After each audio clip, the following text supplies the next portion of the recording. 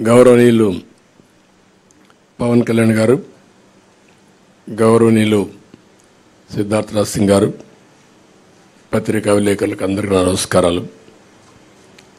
ఇప్పుడే పవన్ కళ్యాణ్ గారు మీకు సూచనగా చెప్పడం జరిగింది. అయితే దీనిపైన చాలా తరో ఎక్సర్సైజ్ చేశాం. ఒక పక్కన తెలుగుదేశం పార్టీ, జనసేన ఇద్దరు కూడా కూర్చొని తరో ఎక్సర్సైజ్ చేసిన తర్వాత బీజేపీ సూచనలు కూడా కొంతవరకు తీసుకొని మేము ముందుకెళ్ళాం.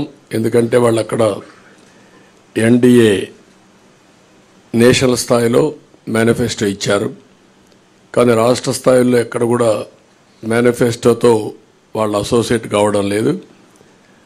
అయితే దీనికి పూర్తి సహకారం అందిస్తారనే ప్రగాఢ విశ్వాసం, అదే మరి నమ్మకం వారు కూడా వ్యక్తిగతంగా ఎండార్స్ చేయడానికి వారు ముందుకు వచ్చారు. కాబట్టి కేంద్ర సహకారం మెండుగా ఉంటుంది, పూర్తిగా ఉంటుంది. అదేవిధంగా ఈ యొక్క మేనిఫెస్టోను అమలు చేసే బాధ్యత జనసేన, తెలుగుదేశం రెండు పార్టీలు తీసుకుంటాం. ఇక్కడికి వచ్చినప్పుడు పోయిన సంవత్సరమే మేము సూపర్ 6 తీసుకొచ్చాం. ఈ సూపర్ 6లో 6 మేము ప్రధానంగా పెట్టాం. అందులో కూడా మీరు చూస్తే యువత నిర్వీర్యం అయిపోయింది. నేను ఎన్నోసార్లు అన్ని పబ్లిక్ మీటింగ్ మేము ముగ్గురం కూడా అదే మాట్లాడుతూ వచ్చాం. 3 రాజకీయ పార్టీలు కలిసాం. మా కలయిక ప్రజలు గెలవాలి, రాష్ట్రం నిలదొక్కోవాలి, మళ్ళా ప్రజల జీవితాలకు వెలుగు రావాలి.